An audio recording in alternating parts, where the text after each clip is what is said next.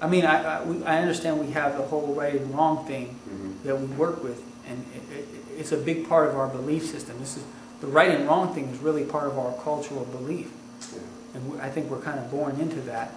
And our religion, I think, also impacts that as well.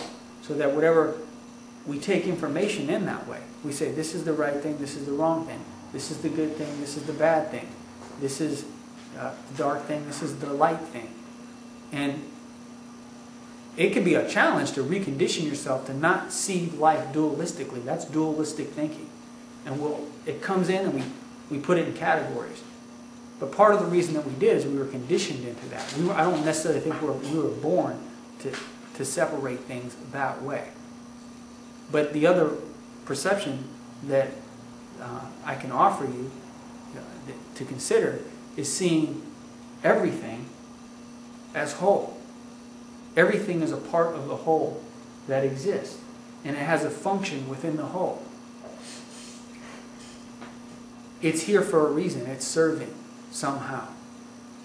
We may not agree with how it is, but let me say this.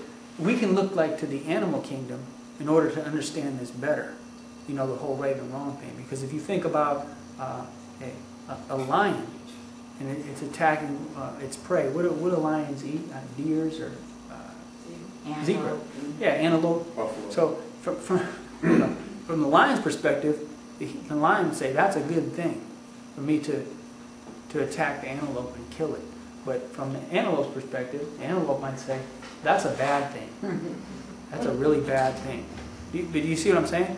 But when we pull back from it, and we can kind of do this because we're not an antelope, and we're not a lion. And we can almost stand back from it and look at it and see that this is a part of this is functional within our world. There's a reason for this happening that is serving both of them somehow. It depends on its perspective. Exactly, it does. And so that's why I'm saying when you're talking about the right and wrong thing, you can always pull yourself back further to see how this fits in the whole, where you can hold the perception that there's nothing that's really wrong or right. Right. It's just your thinking about it that makes it so. Well, yeah. To determine right or wrong, you have to have contrast. You have to have perspective. You have to be able to. That's right. To see it against, see it clearly against the background. That's right. You could not know up unless you knew down. You couldn't know right unless you knew left. You couldn't know hot unless you knew cold.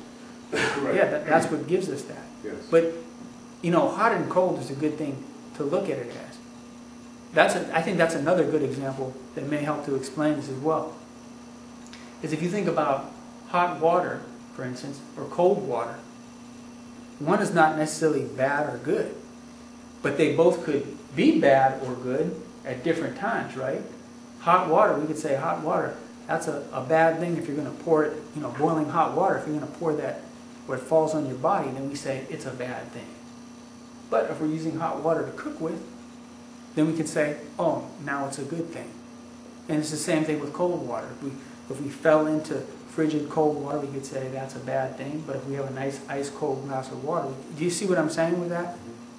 So that's how I'm just saying that anything could be looked at as bad or as good. I don't care how horrific it is. You could put it in either one of those categories and play with it and say, well, it's good because of this and it's bad because of that. But it has a function.